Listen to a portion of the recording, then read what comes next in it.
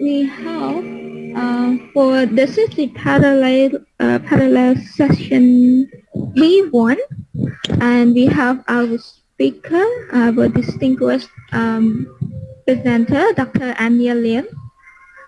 She is well, she's going to present a research. The title of the research is Why Understanding the National Curriculum of Cambodia and University Students' Learning Outcomes is Not a Straightforward Process. Such an interesting research topic, and I cannot wait to listen to the presentation. So a little bit about Dr. Ania Lin. She specialized in language and literacy education to support the transformative goal of Australian education enshrined in Australian education policy. She utilized evidence from diverse fields such as cultural semiotics, linguistics, sociology, psychology, and neuroscience to better understanding the factors that shape perception and therefore the meaning-making process critical to learning. So without any further ado, I would like to hand the floor to Dr. Ania Lian. But before that, I would like to let you know that I'm going to record this session for further references, and maybe we can use it to post on our Cambodian ELT conference.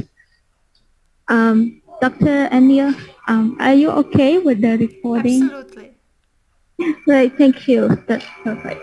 So I would like to pass the honor to Dr. Ania now. So good afternoon, everybody. Recording in progress. Thank you for coming to my session. The idea that understanding the learning outcomes is not a straightforward job, we already have witnessed during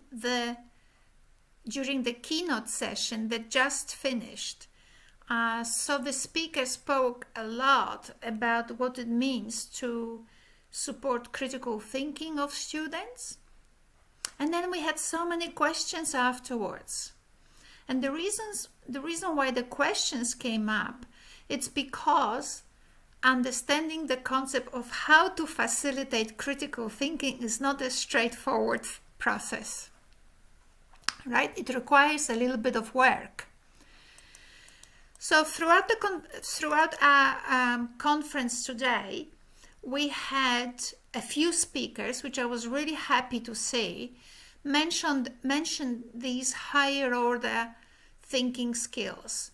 So the session is very short, so I don't have the time to go into the detail, but I will pose some questions, not necessarily for you to answer, but for you to think about it and then say to yourself, I knew, oops, I didn't know. So where do these skills come from? Whether these are the top skills, every university and every school has learning outcomes and they adjust them. But all of them are based, they share the same base. Where do they come from? And why do we have them? It's a good thing to think about. Are they important? Did people put them there for us to have a difficult life? So I might just show you a slide before, I think. So the skills that we've seen in other people's presentations, innovation, critical thinking, creativity, problem solving, communication, it's hard to tell who invented them first, but the partnership for the 21st century from America, based in Washington, they proposed this learning framework where these skills are outlined and broken down. Then the OECD countries have come up with their framework soon after in 2005 and have, I think, 7 groups or so, and also have divided these skills into subgroups, clearly thinking it's important. Why 21st century? There's a clear break from the 20th century thinking, technology, philosophy, and 21st century says we know some things and we're going somewhere and things are changing. So some of you may have already encountered the term transformative education. And when you come to think about things like critical thinking, innovation, these are transformative processes. Before, I didn't know how to be creative. I didn't know how to engage creatively in the society. I didn't know how to engage creatively in life. I didn't know how to debate. I thought debate was about competition, not about the ability to listen. Wow! Every time these illumination happen to students and to you as a teacher, you are involved not just in critical thinking, but also this enables your increasingly critical participation in your society. These are important things. So transformative education is about enabling these kinds of transformations. These transformations are illuminative for a person and expand the basis of information on which they act. Now, is it important? Some people will say, and I've seen people ask, okay, so that might be good for subjects like history maybe, or English or whatever, but is it feasible for something like teaching a language? Now, this is not a presentation for me to make a case that it is suitable for teaching English as a second language or foreign language, or it's not suitable. This is here, my presentation here is for you to reflect, to engage with some issues and explore them. Right? We were talking in some other presentation about research, what to do research on. Every time you have a question like, all right, I have a textbook, how am I going to facilitate this critical thinking that Mr. Chi was talking about? That's subject for your research. Do not think that research is bigger than life. These questions need to be followed up. With whom? I am a teacher. I don't know with whom to follow up. Connect with your university. These people are responsible for your progress, believe it or not. So, transformative education, as you can see, it's about lifelong learning skills, about illuminations. Student agency doesn't being, the doing and being so confronting people. And what it means is not refusing the student their history, their experiences, and their brain. Right? Is it important to stress it? Yes, because for 100 or 200 of years we've been doing that, because there was a cult of an expert, a cult of hierarchy, a cult of someone who was above you, the knew better, because we had a feudal society, and these values or ways of constructing our interlocutors stayed with us for a very long time. So now we're saying, no, student has a brain, student has a history. Teaching or education should relate to students' lives. When it doesn't, the student doesn't engage, and education is irrelevant. So let me have a look at some things. I didn't mean to be mean, I swear to you. But my job, where I am now today, I feel compelled to do this. When we look actually at I just picked the first subject from RUPP course on teaching English. I'm not sure whether it's within the bachelor for becoming a teacher, or just simply for learning English. But when you look at this description, by learning this subject, students will be able to develop intermediate English proficiency in the macro skills, in the 4 macro skills. They will be able to use intermediate level tenses, grammar points, vocabulary to communicate in spoken and written English. Now, I'll come back to this description. As you are looking at it, I would like you to think, to ponder to yourselves, where are these terms, where are these words like creativity, innovation, critical thinking, problem solving, global citizen, collaboration, information, local citizen, I don't care.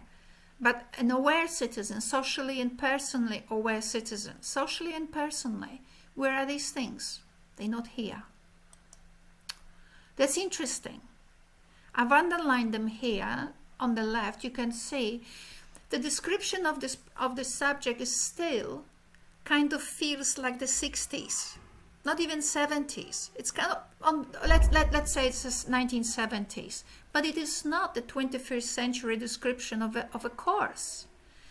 I'm not saying that you do bad things teaching this course, but what I'm saying is that anyone external with these lifelong learning skills on their brain reading this looks at it and sees 1970. So there is room for improvement definitely there. Now I compare it now with a unit that I teach in Australia, and I teach it to teachers who one day will be English literacy teachers. So pre-service teachers of English literacy in Australia. And you may think it's easier or harder in Australia. Well, we do have diverse population, we have migrant population, we have lots of students who don't speak English, and also obviously we also have a native population that some of them speak English, some not. But look at the words, imaginative thinkers.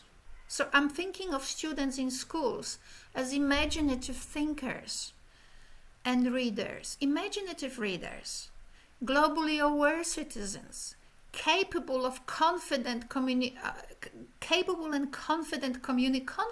communicators. I did it there. All these terms there are actually research informed. I didn't say confident because I felt like it. Confident comes from social semiotics, whereby when implemented in language teaching, we want students to assert their authority over the situations that affect them, not to be submissive to the law of grammar. I can't say that I want a piece of meat because I can't remember which tense to use. Where you don't remember, just point to it. I want this. That's being assertive, to assert your authority. I can't remember the tense, but this. That's assertive. Right? So you want them to be confident, and increasingly they will use better forms and so on, but you want them to assert themselves, to be confident in that way, not to be terrified. Obviously, we will be using evidence-based approaches to learning and all of that, exploratory learning, interactive model. You see, these words are there. I'm not saying I described it well, but the words are there.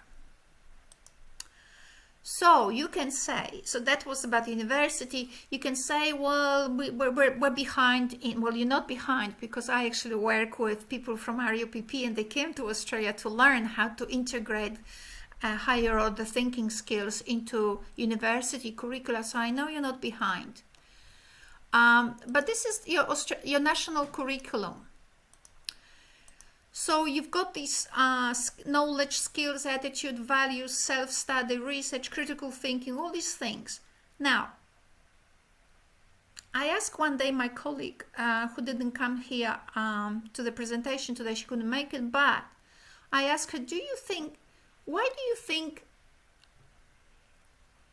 anyway, how do you think people in Cambodia, or educators in Cambodia, think about the national curriculum? What do you think they think? Do they think it is just words on paper?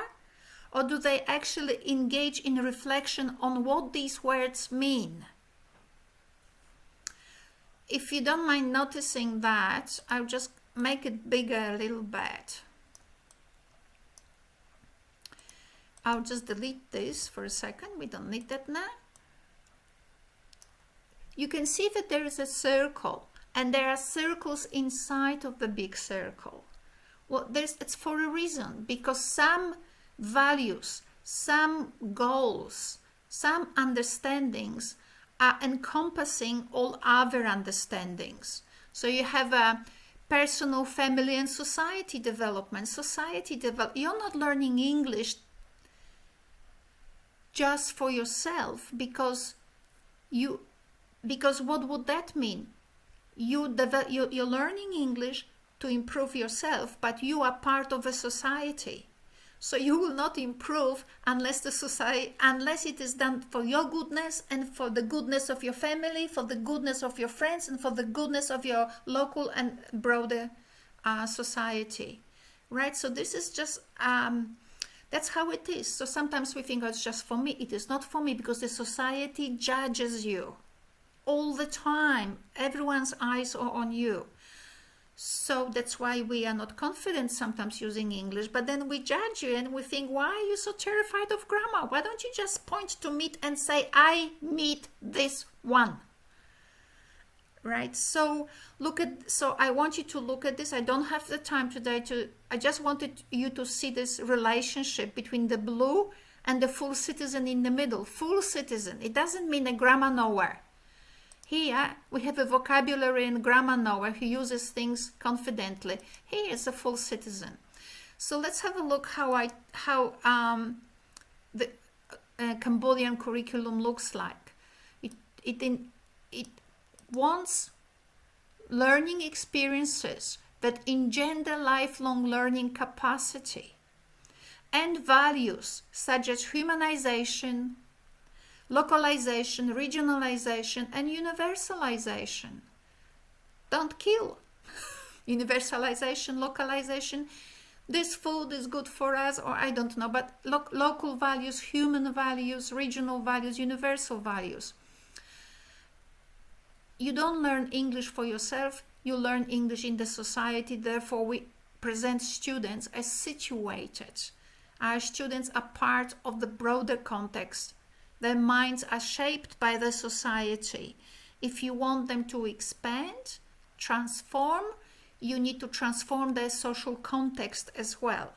So they don't always perceive themselves as a child in their family, but they increasingly expand their view of the world and of their role, how they see their role in that society. Okay. So I would like you to think. I would like you to think for yourself. Excuse me, Dr. Ania. I would like you to think for yourselves. Now, I just lost it now. So I would like you to think for yourselves, how important are these things? Have you actually thought of these things being important for you? Did you pose a question to your trainers, to your whoever? How are we going to understand it better to engage? Now, the issue is very important because my doctoral student, Nami Lore, she actually did research, and I'm not quoting every literature piece that she's analyzed in her PhD. I'll just quote two. But they all were similar. So, for example, we've looked at we've looked at the study by Naret and by Mon, and where they actually explored and supported and explored the effect of pre-service teachers' reflective teaching. Yet in the entire presentation, sorry Nared, I love you lots, but I just have to do it. In the entire paper by the two authors, the national curriculum of Cambodia was not even mentioned, not once. I am not saying that the paper was not theoretically composed. It was, by all means, it was theorized. But the national curriculum provides us with the direction and independent criteria against which we judge the relevance of what we were doing. Not against what Ania Lian says, not against what your favorite linguist says. Not, right? That doesn't matter. Nunan can be talking till the cows come home. He is only as relevant as the national curriculum says. And so therefore, I would like to make the case that people out there in the world put a lot of effort to identify transformative learning objectives. Yes, we can dump them. We can ignore them. Do it consciously, knowing that you did that. However, if you train teachers for public schools, I don't think you can afford it. Our job is to prepare teachers for public schools. If they go to private schools, by all means they can. But our job is to prepare teachers for public schools, and therefore we at preparation must integrate the policies, and the national curriculum is the key policy. And the second key policy was for students also to have a look at the teacher professional standards and evaluate their own observations of themselves and their own experiences against those. The teacher professional standards were created 11 years before the article was published. That's a long time, right? To be a necessary item in any publication which draws on or which prepare teachers, future teachers. So as a result, because teacher professional standards were not actually integrated and the curriculum was not explicitly integrated and mentioned, what happened when I looked at teachers' comments, where they were looking for activities that were fun and interesting and promoted critical thinking. You may think that's okay. It's not okay, because critical thinking needs processes. So students should be referring to processes for critical thinking, should be referring to how the curriculum specifies in that little circle what critical thinking will mean. It would mean integration of personal, family, and society values and all the other things. Right, so nowhere there was a concept of empowered citizenry. So things are a little bit random. People come up in ELT research in Cambodia, if they do it at all. A lot of things is just simply random. Experiences are random, evaluations are random. I also picked this paper by Dara on reading comprehension because it's part of my job, so I sort of focus on this. And Dara wanted to do research on reading comprehension, and that's very legitimate. And he talks about the factors that interact with reading comprehension. Good.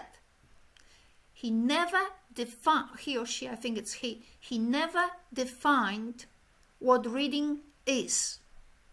That's the first thing.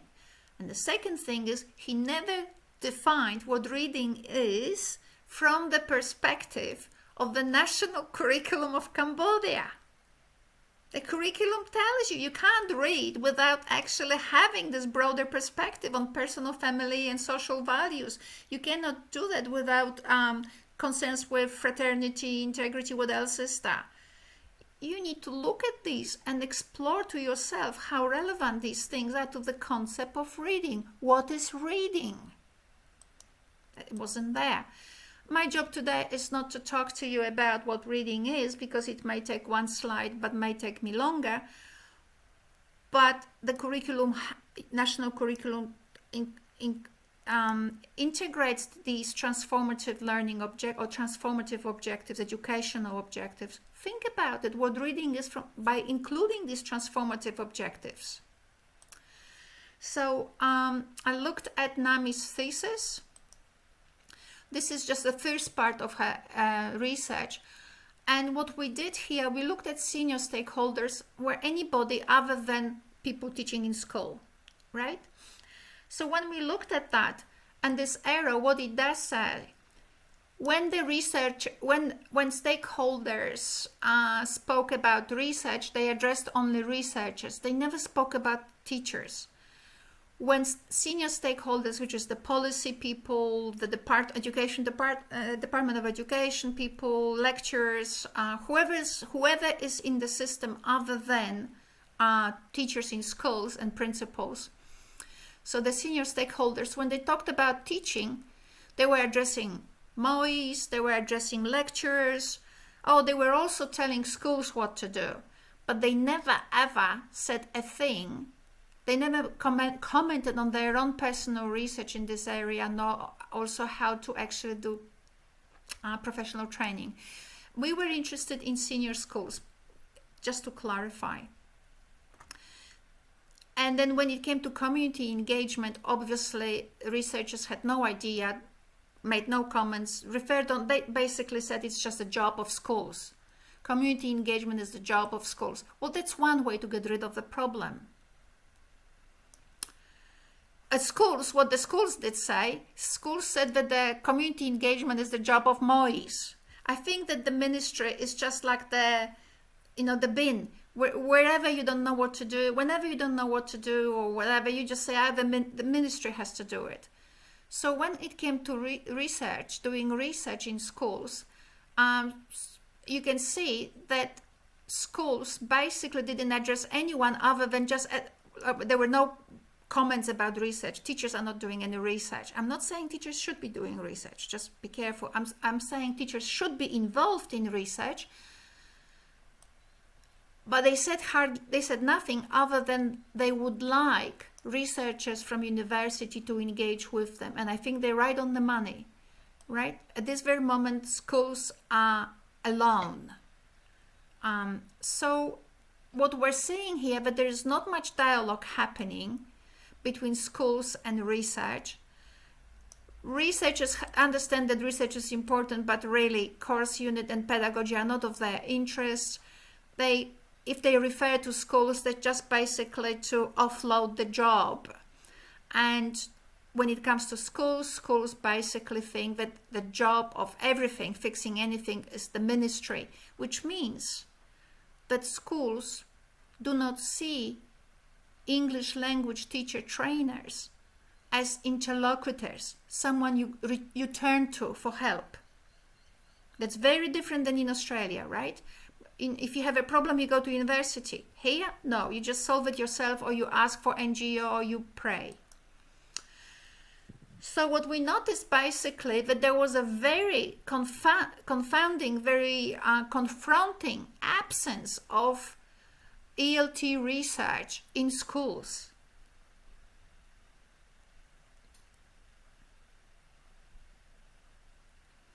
So senior stakeholders' ideas were random about, how to teach.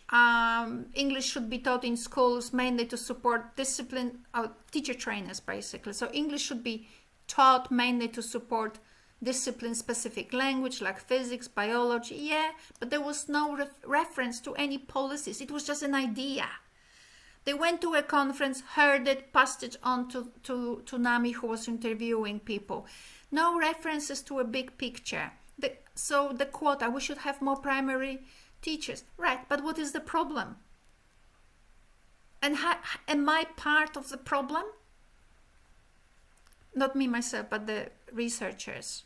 ICT should be introduced. Great. Where did you get that from? Actually, it's in the curriculum. How should ICT be introduced? So a lot of responses that NAMI collected, and maybe it's good that I'm talking about it because it's my personal view on NAMI's data.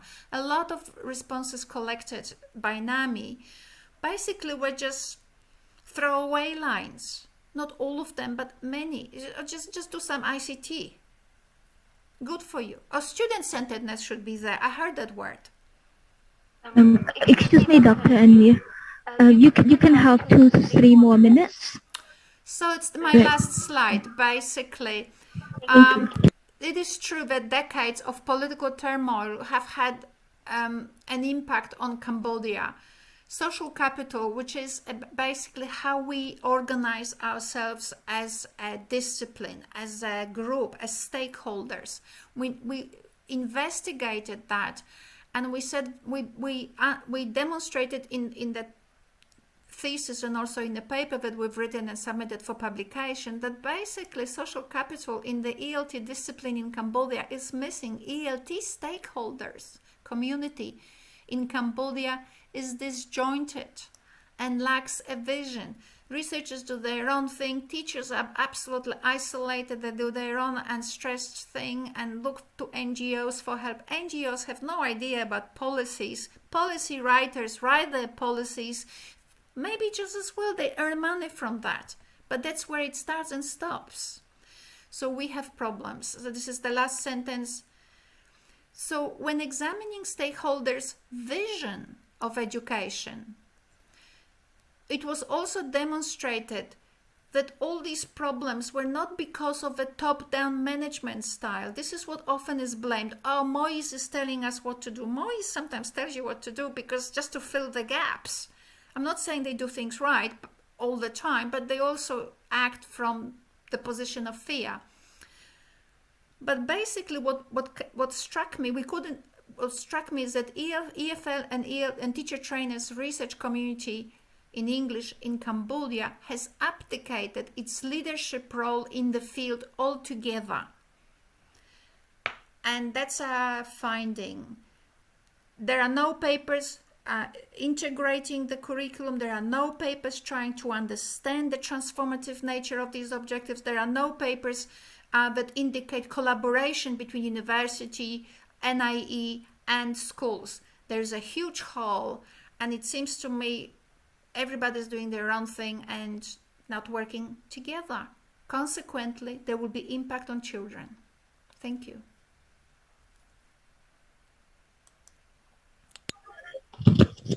Great. Thank you, Dr. Ania, for this insightful presentation. So to the participants, we can have 2 to 3 minutes for Q&A. So if you have any question, you can unmute and ask.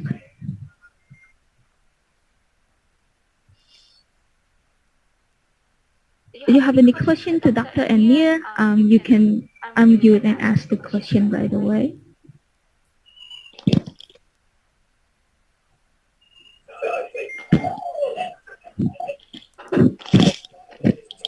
So, sorry, I have a question. My name is Kim Kong Hei. I'm a PhD student at the University of Queensland. I'd like to learn more about the implication of the research. For example, you found a lot of issues that you have presented. So what are the key take-home message that you would like to give to all the stakeholders, in Cambodian education to improve all the situation or the issue that you have raised here? Thank you. Thank you so much. It's a great question. That's a great question. So the first thing I noticed, because I'm doing also now a research project in Cambodia, I noticed that people are very comfortable with that isolated model. Because you're safe, I just do my own thing, I just do my own thing. However, the take-home message is to begin with small steps. I'm not asking someone to do a critical analysis with some sociological references, but to do small steps as university. I would like to see in Cambodia universities being very closely involved in the way how schools do their job, to not rely on, if you want to engage NGOs, engage them under the leadership of the university. Schools bypass university. Experts who train teachers. So I know that we have a lot of professional development in schools, but how it is actually done in practice, it's not actually generating much of professional development, and it is simply because researchers are not leading the job. Researchers are not saying we're working with, say, a university here and there, or we're together having a project. We want to assert our leadership over this particular process of professional development. Allow us to do one project like this. And the more projects universities do, they gain trust from Moise, and then Moise will give you the job. But at this very moment, the only party that is being trusted is Moise, and Moise to external researchers looks like a dictator, but nobody else is stepping in. We have students like Mr. Heng, right, was producing this morning a presentation. He's in Australia. Nothing stops him from joining with universities in Australia in projects and doing these projects between Cambodian institutions, Australian institutions, and doing projects on the ground in Cambodia. So close relationships between universities and schools. Schools should not be left alone, and teacher trainers in universities should step into the leadership role. They should not expect too much of themselves, but should start doing the work.